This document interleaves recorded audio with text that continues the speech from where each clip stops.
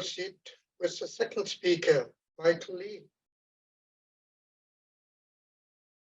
Thank you, Helmut, and thank you, Oscar, for a great presentation, and thank you, Ibrahim, for organizing this whole event.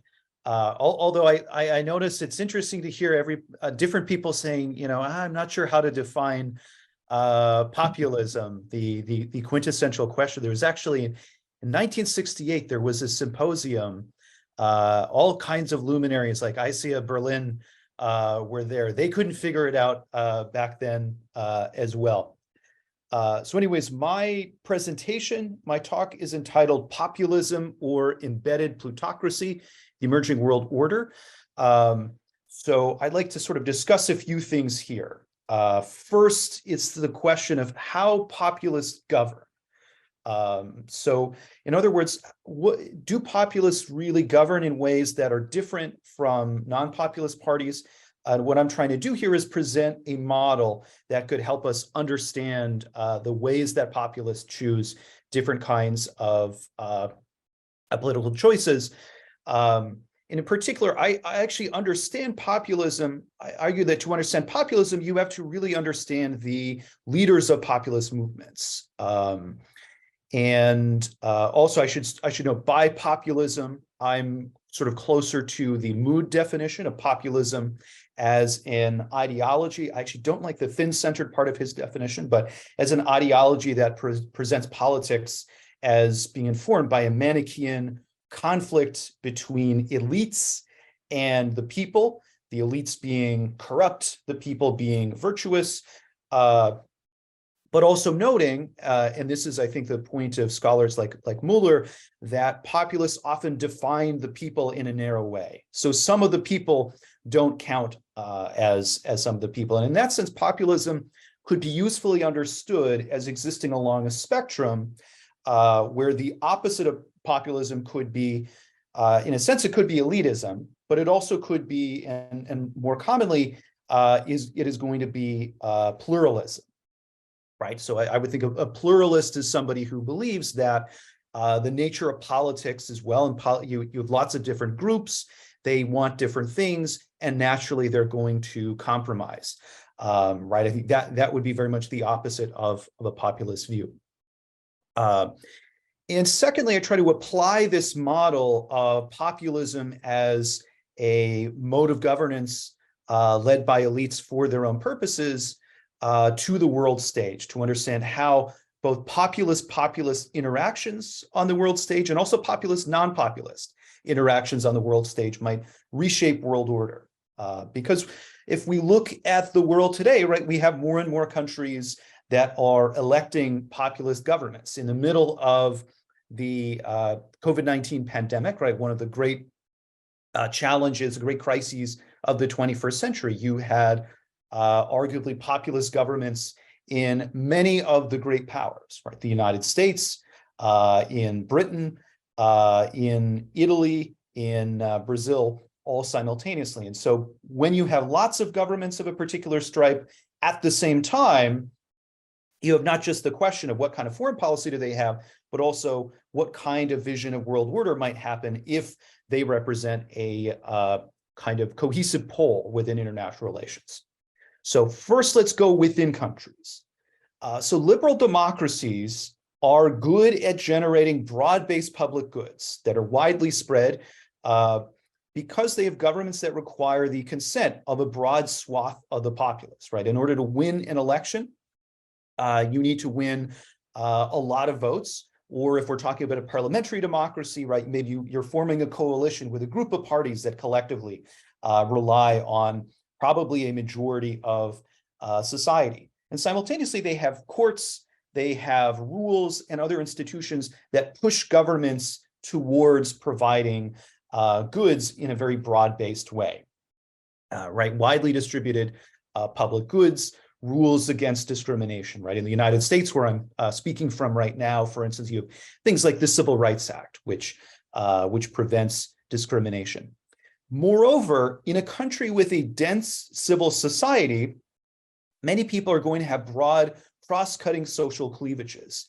And that is going to make it very hard for politicians of any political stripe to engage in policy that is very narrowly targeted, right? Policies that distribute resources exclusively to those that are likely to vote for them. And so that creates a kind of virtuous political competition where leaders are trying to compete by being more competent at delivering broad-based public goods to the people. I would argue increasingly since the financial crisis, in particular, populist governments have started to take power. And this poses a challenge, right? Because in many ways, populism may mean something differently from the level of voters and elites, right? There's been lots of really excellent work done at the level of surveys to try to understand the populist voter. But I think in some ways there's something that you miss with that approach, although it's certainly very, very essential and very, very useful.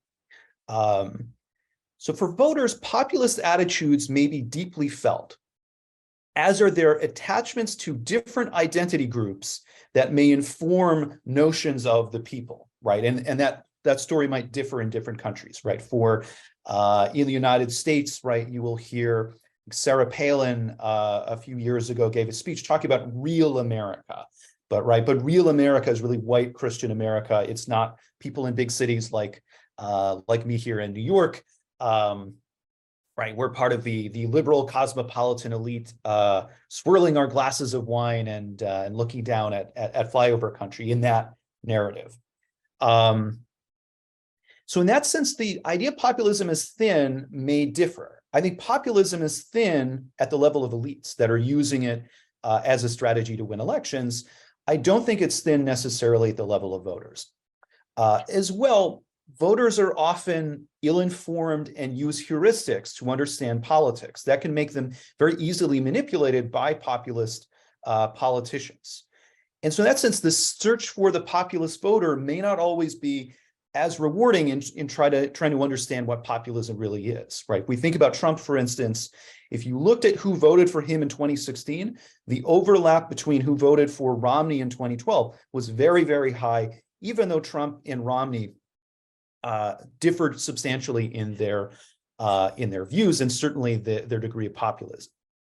So on the other hand, I argue that for elites, populist rhetoric is a useful way to serve their own goals. Liberal democracy is bad for elites. It forces societies towards the provision of broad-based public goods. But liberal democracy is also rife with opportunities for attack. Right? Let's think of some of the ways that liberal democracies, and to a degree, really almost all societies deliver these public goods. Well, you have, if a government tramples on minority rights, the place often you would go to would be the courts, right? Judges are going to defend minority rights. There also are pragmatic things that are happening in government, right? We probably don't want to have to give governments direct control over monetary policy. Right? Often we delegate control over monetary policy to central bankers who are experts. In a pandemic, we might want to listen to public health experts, perhaps. We might have fewer people die from communicable diseases if we do that. However, this creates a scenario where often politicians can delegate authority over unpopular decisions to some of these external bodies, right? I mean, we just had a speech from Commissioner Jourova, who is probably who represents, one of the quintessential institutions of that nature, right? The European Council is probably the most popular piñata politically for people around the world, at least in Europe. And so both the practical and pragmatic side of complex governments involves deference to experts, or involves deference to processes that are often inscrutable to voters. And that presents a huge opportunity for elites, or at least a subset of elites, to try to exploit those vulnerabilities in order to gain power. Because at the end of the day, providing public goods broadly is not efficient politically. right? If I want to win elections, what I really want to do is I want to get as small a base as possible, and I want to distribute as many goods as possible to people within my base so that they will be very, very loyal to me. Right? We could think of goods here both materially, but also in terms of policy concessions. I want a coalition, a winning coalition that is just big enough for me to maintain the levers of power if I am a political leader. So populism is then centered among elites, but not among the people. And let's consider a hard case here, right? So we have many different populist parties. There's differing levels to which they may have been committed to populism. I think you could argue that Cinque Stelle in Italy is probably the closest thing to an explicitly populist party. And yet even there, they even went so far as to implement this voting system that they called Rousseau, where party members could decide what party policy would be. Yet even in Cinque Stelle, right, the party has never really been transparent about the functioning of Rousseau. People that have done investigations have found numerous manipulations of Rousseau by party leaders. The whole system was managed by a private entity, by this enigmatic party guru named David Casaleggio. Right, so even and often Rousseau produced voting decisions that did not seem to follow the preferences of five-star voters, right? In different points, for instance, they backed a coalition government with Mario Draghi, who you would think would be kind of the arch nemesis of the five-star movement. So why cultivate? So in other words, even in the most populist party, it doesn't quite seem that the populism is really what is driving the decisions that are being made. So why cultivate a small, intensely loyal base? I argue that the benefit of doing that for leaders is that opens up more opportunity for rent seeking. It means that in the face of policy failures, they will face much less backlash from the supporters they need in order to win elections. If you have a major scandal, right, they will be able to maintain their voter base. I mean, just yesterday, right, we had the indictment of Donald Trump. I suspect that his support base within the Republican Party, if anything, has gone up and not down as a result of that indictment of him for allegedly paying hush money to a porn star, right? And he's representing the party of family values. So in other words, I argue that essentially populism could be understood as a tool by which to craft a narrow but very loyal base of support.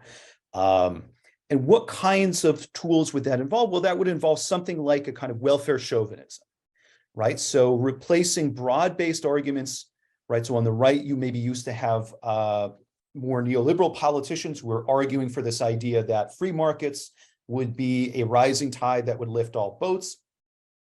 Instead, here we're talking about shifting towards a different narrative about shrinking the size of the state more by excluding minority groups, by excluding people who are not part of the legitimate people for a particular populist party.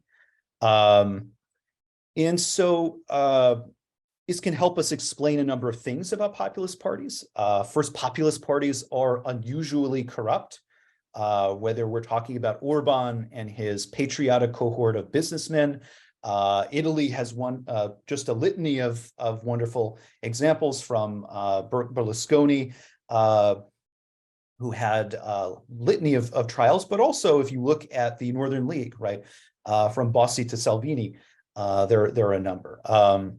Or whether you're talking about Trump in the United States, but also among the Brexiteers, you have this tendency as well. So how do populist parties survive? They survive by maintaining the Manichaean divisions that animate their parties between the people and not the people. They may innovate and adapt the precise contours of that, but this is core to how they stay in office. At the elite level, the goal is not a genuine interest in populism, and often it's not even in the idea that populists have a more important thick agenda, I think is often not necessarily true, right? We see a lot of inconsistency in policy among populist leaders. Viktor Orban was once the vice president of Liberal International, right? He entered politics as the leader of a liberal youth party in the early days of Hungarian democracy. Nayib Bukele, the populist leader of El Salvador, who trades crypto, came out of the political left within El Salvador. Donald Trump in 2000 advocated a wealth tax in his abortive campaign to lead the Reform Party. So I think the thick agendas may not be really where the meat is. Rather, the goal is to stay in power even amidst policy failures. Right? If you look at, say, Trump or Bolsonaro, they lost, it's true, but they lost quite narrowly in a setting where hundreds of thousands of people in their countries had died from a pandemic and in fairly bad economic conditions. And some of my separate research, I found that if you look at the pandemic, excess deaths were not only higher in populist-led countries, but they were higher even if you control for the degree of response. So if populists had an aggressive response, they still, relative to other countries having an aggressive response, they had more deaths. So how does this play out at the world stage? Populists are not inherently isolationist, although on average, I would argue that they incline in that direction. But partly this is a function of the international system that they are operating in. Most are emerging in the world's democracies and are deeply embedded in a liberal world order. But world orders do not necessarily have to be liberal. If we look historically, we can see other world orders that have existed, right? In the 19th century in Europe, you had the Congress of Vienna, which arguably was a conservative world order built by the victors of the Napoleonic Wars. And second, some of the aspects of economic disengagement that populists have are compatible with populist goals, right? So maybe populists want less immigration on average, and protectionism might be something that populists on average might be inclined towards given their clientelistic goals. But some other goals of populists may not necessarily be incompatible with an open global economy. I think rather it's sort of a third angle that is often where a populist world order, a world order with more populists, is likely to be one that is less integrated and less open. One of the important ways in which our present world order facilitates cooperation is through lots of large organizations and international cooperation at the institutional level, the rules-based liberal order. And that's just the perfect bugbear for populists to attack, right? I mean, let's consider, for instance, what happens when there's a financial crisis. You have a financial crisis. One of the most important things that the United States does is that the Federal Reserve opens up swap lines and offers to provide dollars on demand to other countries. This is very important for preventing a larger financial collapse. But think of the politics of that at the level of voters, right? The government is giving money to foreigners to stop a banking crisis. That is not a very easy line for politicians to defend. 5 minutes. Okay. So populist leaders are less likely to cooperate via formal institutions, but there are lots of ways in which they could cooperate and have been cooperating via informal connections. Because the presence of a leader with the ability and the desire to make personal deals can expand the range of potential agreements with different actors, right? You saw Trump was kind of a prolific negotiator of this kind, sending Jared Kushner, his son-in-law, around the world to do all kinds of things.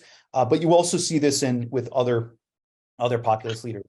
And then secondly, international policy can be a useful way for populist leaders to accentuate the cleavages that animate their parties. And indeed, if you look at the level of alignment, right, you can see different patterns. The right-wing populist parties have tended to, with some exceptions, like in Poland, have tended to advocate a pro-Russian position. Some to the extent, right, the Austrian Freedom Party leader got caught up in the Ibiza affair, where he was basically begging for Russian intervention in the election. On the left in the Latin American pink tide, a pro-China orientation and sort of an anti-American orientation has also animated some of their politics. But so my point is that to understand how populists are going to function on the world or on the world stage, it's useful to understand populism as a strategy by at least within populist parties to try to protect themselves from electoral consequences. So thank you all, and I look forward to hearing from some of the other presenters.